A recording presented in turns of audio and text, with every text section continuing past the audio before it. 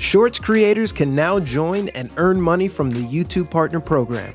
Let's walk through how Shorts creators can join YPP, how Shorts ad revenue sharing works, and how you can view your Shorts earnings and performance. First, how can Shorts creators join the YouTube Partner Program?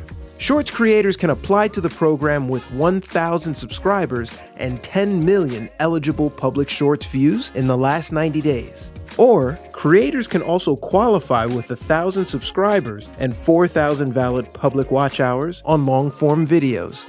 Your content also must follow YouTube's originality policy, which means the content you upload must be your original content and not someone else's.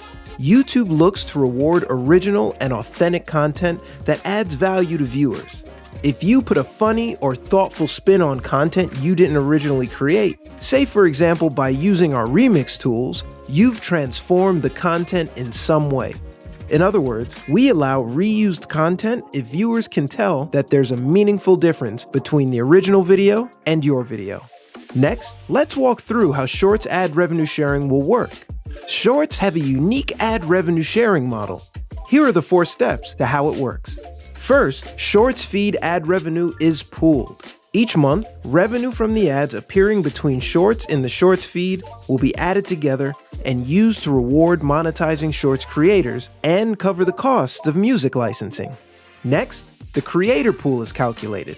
A portion of the total Shorts feed ad revenue will be allocated to the creator pool based on views and music usage across all watched Shorts. If a creator uploads a short without music, all of the revenue associated with its views goes towards the creator pool.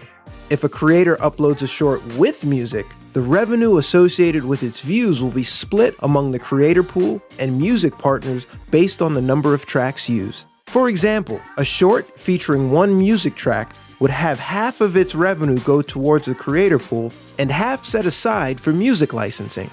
A short with 2 music tracks would have 1/3 of its revenue go towards the creator pool and 2/3 go towards music licensing. Then, the creator pool is allocated to creators.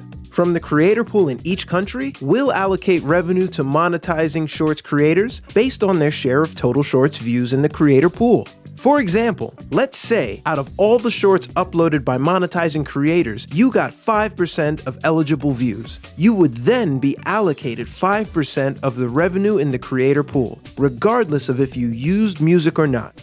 Finally, the Shorts revenue share is applied. Monetizing creators will keep 45% of their allocated Shorts revenue. So for example, if you're allocated $1,000 from the creator pool, you'll be paid $450. To recap, the 4 steps of Shorts ad revenue sharing are: 1. Shorts feed ad revenue is pooled. 2. The creator pool is calculated. 3. The creator pool is then allocated to creators. 4. The Shorts revenue share is applied for each creator. Because Shorts don't have traditional watch pages like long-form videos, this approach will help us reward all monetizing creators who make up the Shorts experience, not just those who have an ad next to their video. And as an added benefit, this model lets creators achieve their creative vision without worrying about copyright or earning less due to using music.